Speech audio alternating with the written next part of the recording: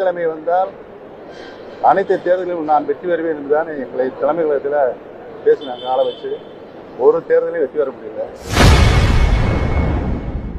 இன்று செய்தியாளர்களை சந்தித்து பேசிய ஓபிஎஸ், எடப்பாடி பழனிசாமி அவராகவே பொதுச் செயலாளர் பதவியிலிருந்து விலக வேண்டும் எனவும், இல்லையென்றால் அவமரியாதையை சந்திப்பார் என கூறியுள்ளார். கட்சியில இணைக்க முடியாது, நீங்க மிகப்பெரிய அளவுல ஒரு சம்பவத்தை நிகழ்த்திட்டீங்க. குறிப்பா அதிமுகவுடைய கட்சி தலைமையகத்தை சூறையாடிட்டீங்க. அதனால உங்களை இணைக்க முடியாதுன்னு ஒரு குற்றச்சாட்டை வைக்கிறாரு. எப்படி பாத்தீங்க? அனைத்து இந்திய அண்ணா முன்னேற்ற கழகத்தினுடைய கட்சியுடைய அலுவலகத்தை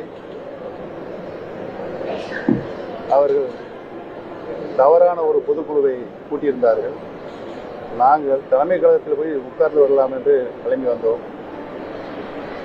எங்களை வழிமறித்து தலைமை கழகத்திற்கும் இந்தியன் பேங்க்கும் 1 கிலோமீட்டர் தூரம் இருக்கிறது.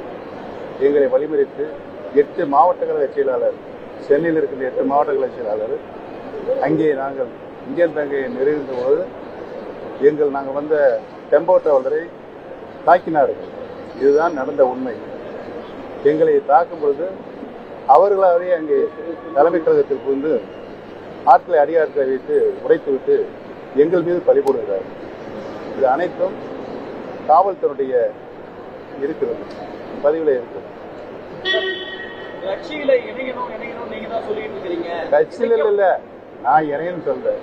பிரிந்து கிடக்கிறது அனைத்து இந்திய அண்ணா முன்னேற்ற கழகத்துடைய சக்திகள் இணைய வேண்டும். இணைந்தால்தான் வெற்றி பெற முடியும் என்ற சூழ்நிலை உருவாகும்.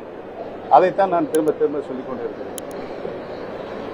அவருக்கு அனைத்து இந்திய அண்ணா முன்னேற்ற கழகம் வெற்றி பெறக்கூடிய வாய்ப்புகள் எந்த காலத்திலும் இருக்கக்கூடாது என்று தன்னுடைய நடவடிக்கையை தொடர்ந்து செய்து கொண்டிருக்கிறார்.